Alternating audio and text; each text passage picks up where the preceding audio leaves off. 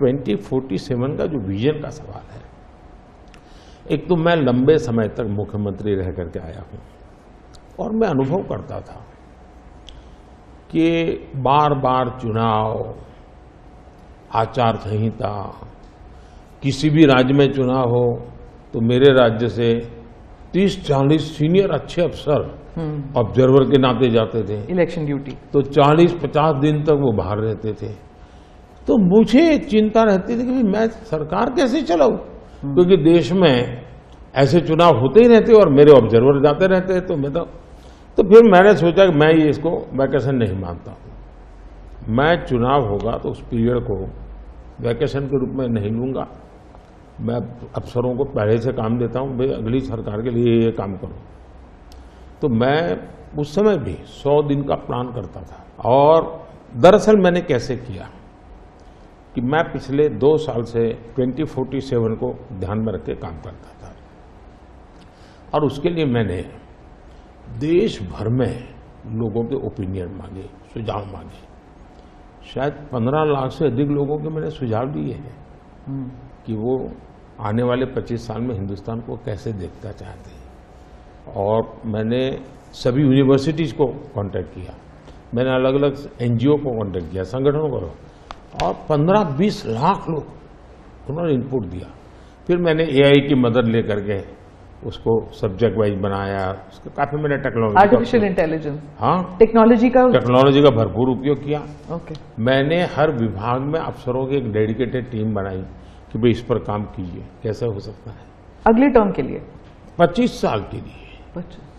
और फिर मैंने खुद ने उनके साथ बैठा, प्रेजेंटेशन दिए 2-2, 2.5 घंटे, और मेरा विजन के अनुरूप क्या चीजें हैं, कौन सी चीजें डुएबल हैं, कौन सी चीजें डुएबल नहीं। थोड़ा सा ट्रेलर बता सकते हैं? उसको मैं ऐसा है कि आचार संहिता चल रही है। अच्छा। मैं अभी अगर इन चीजों को बताऊंगा तो शायद कोई उसको गलत अर्थ में ले लेगा, तो मैं उसमें फंसना नहीं चाहता हूँ जी। लेकिन इसमें कुछ छुपा हुआ नहीं है, मिल ही जाएगा। दूसरा मैंने कहा कि मैं चाहता हूं कि ये जो मैं डॉक्यूमेंट बना रहा हूं, जो मेरा विजन है जी, लेकिन वो विजन मोदी की बपौती नहीं है, वो 15-20 लाख लोगों के विचारों को उसमें समाहित किया। एक प्रकार से इसकी ओनरशिप देश की है। 15-20 लाख लोग इनपुट देते हैं, मतलब पूरा देश दे रहा है जी। मैंने क्या किया है कि मैंने उसको अभी डॉक्यूमेंट के रूप में तैयार करवा रहा हूं। जैसे ही चुनाव प्रक्रिया पूरी हो जाएगी तुरंत वो स्टेट को भेज दिया जाएगा। ओके। मैं चाहूंगा कि स्टेट उस पर काम करे।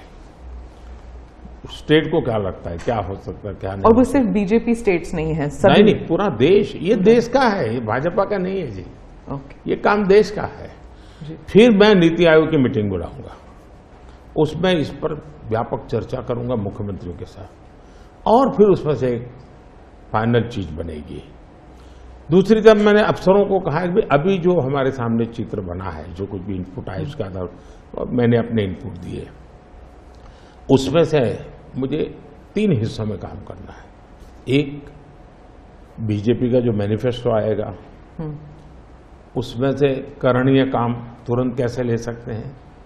दूसरा, ये जो 25 साल का हमारा जो एक खाका बना है, जो मेरा अपना विजन है, अभी तो मैं चाहूंगा कि मुझे और भी उसमें क्रिटिकल इनपुट चाहिए मुझे। मैं ऐसा नहीं मानता हूं कि सब कुछ मुझे ही समझ और मुझे ही दिखता है। कोशिश मैंने भारी की, मैंने काफी समय लगाया इसमें। उसको मैं 3 हिस्सों में बांटा। एक 25 साल, उसके लाइट में मेरे नेक्स्ट 5 ईयर, और उसके लाइट में मेरे फर्स्ट 100 डेज। तो इस प्रकार से मैंने पूरा डिजाइन बना अफसरों को काम पे लगा दिया है, क्योंकि मैं 1 मिनट भी गंवाना नहीं चाहता हूं जी।